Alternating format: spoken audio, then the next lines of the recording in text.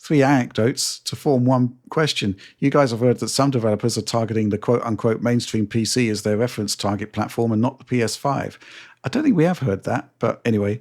RAMageddon is forcing people to hold on to their cars longer, so the Steam survey results will be the reality of the market for some time to come. According to the Steam survey, 1/3 of all GPUs have 8 gigs of memory, 1/3 have more than 8 gigs of memory, and 1/3 have less than 8 gigs of memory.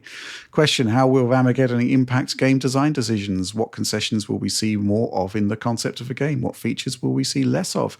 What innovations will have greater impact on maximizing the limited pools of memory we're seeing? I'm hoping the software side of things is brighter than the hardware side in the near term. Going back to the first point, I think it was an exec that said to us that maybe challenged our viewpoint that the reference platform is a mainstream PC and not the PS5. I don't know what you think, John. It's not kind of like how we've heard things from developers, but maybe we're just in a small niche. But Alex, what do you make of the question? I mean, wow, question. The question. I mean, basically, it's thus far there has been an issue with 8 gigabyte issues with certain AAA games, but ultimately you can play the games. For the most part. Yeah.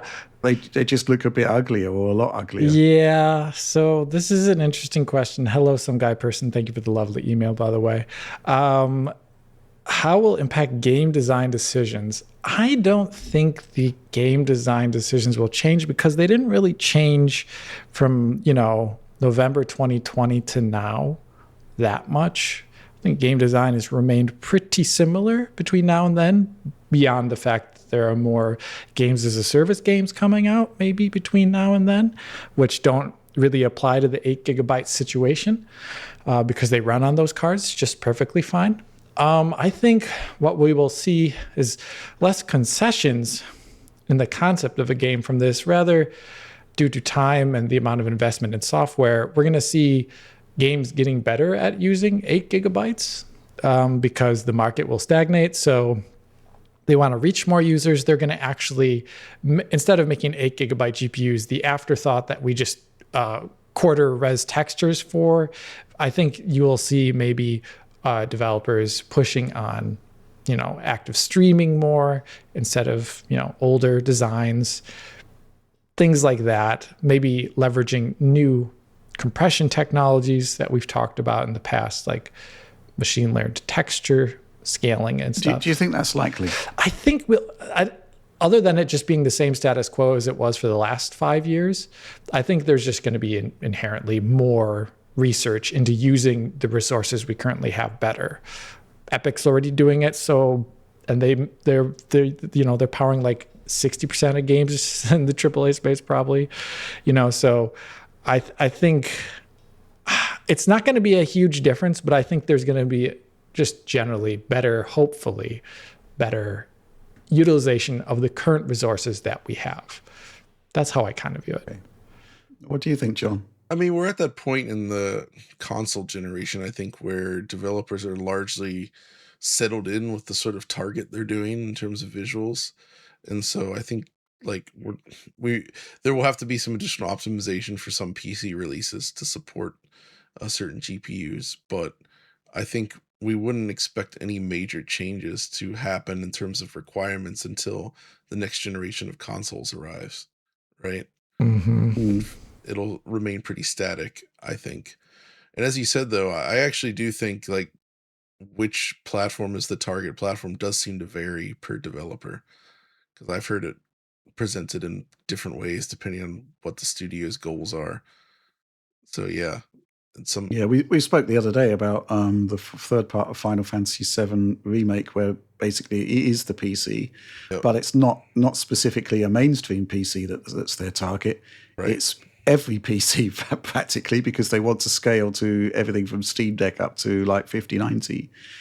It's all, you pick your lowest device and you make sure that you're going to provide X amount of experience quality on that device.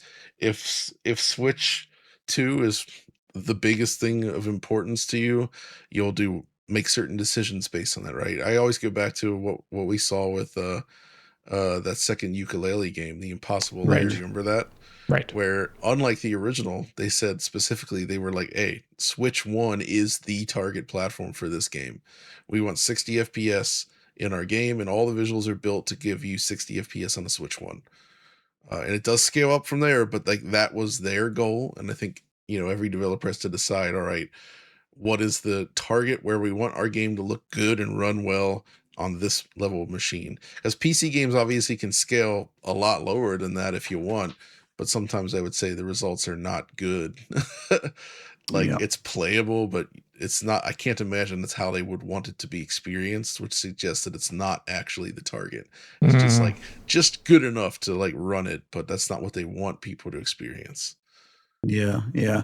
And I don't impacting game design decisions. I don't think it will make too much of an impact on the types of games that developers are going to be making, certainly in terms of the scalability side of things.